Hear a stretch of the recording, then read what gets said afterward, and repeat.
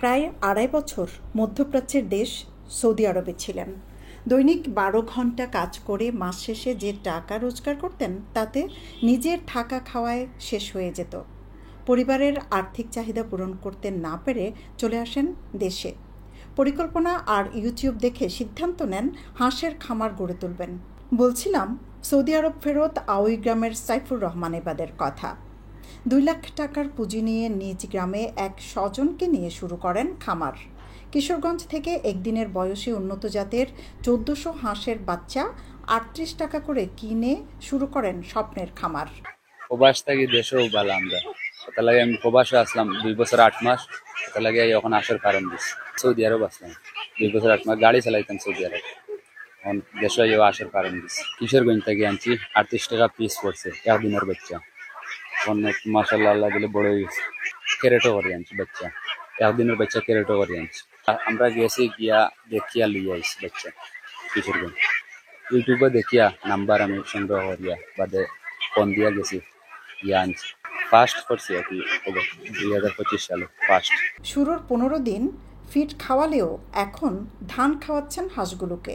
২ মাস বয়সী হাঁসের দল হাওরের নতুন পানিতে নেমে হাঁক ছাড়লে মুগ্ধ করে তাদের। এবাদ জানান প্রতিদিন গড়ে ৫ থেকে ৬ হাজার টাকা খরচ পড়ত। বর্ষা আসায় খরচ কমেছে। প্রথমে ফিডে খাওয়াইছি ২১ দিন পরে তাকে দান খাওয়া আমি শুরু করছি। ২ মাস বয়স হয়েছে এখন পর্যন্ত আমি দান খাওয়াইলাম। তো পানি ছাড়িয়া দিলাম, পানি খাইয়া আইলে বিকালে একবেলা খাওয়াইয়া করে আর এলাম সন্ধ্যাবেলা। পানি আবার ৫-৬ হাজার টাকা ব্যয় হয়েছে। ২-৩ দিন থাকি আঁশ বন্ধ ছাড়ায় আমার খরচ কমিয়ে আইছে। ২,০০০ টাকা আমার একদিনের খানি হইব, ওই সাপরিয়া খানি খাওয়াই খাই দিই। বাদামি কালার আছে, ছড়া রঙ্গি আছে, সাদা কালার আছে। সাদা কালারও একটু দাম বেশি আসে, আর বাদামি কালার ছড়া রঙ্গি সারা ১০০ মান দাম, ৩৮ টাকা পিস। আর ১২০০ আই আছে, আওয়া আছেন ২০০। হাঁস পালন লাভজনক এবং প্রবাসের চেয়ে কম পরিশ্রমে করা সম্ভব। সৌদিতে ১২ ঘন্টা কাজ করতেন, এখানে সকাল বিকাল মিলিয়ে ৬ ঘন্টা কাজ করছেন। দেশেও ভালো আলহামদুলিল্লাহ, নিজের খামার নিজে কাম করলে ভাল লাগলো না, ঘরে গেলে প্রবাসে তো কাম করাই লাগে। ইনো আমি করি তো সকালে আইলাম ২-৩ ঘন্টা, বিকালে ২-৩ ঘন্টা আইলাম। প্রবাসে আমার ১২ ঘন্টা ডিউটি আছে, বেতন ২,০০০ টাকা, বাংলাদেশের ৬০,০০০ টাকা থাকতো। আমার মানুষ আর একজন আছে পার্টনার। এখন ২ মাস বয়স হয়েছে, ৬ মাসের ডিম পাড়িব আসে।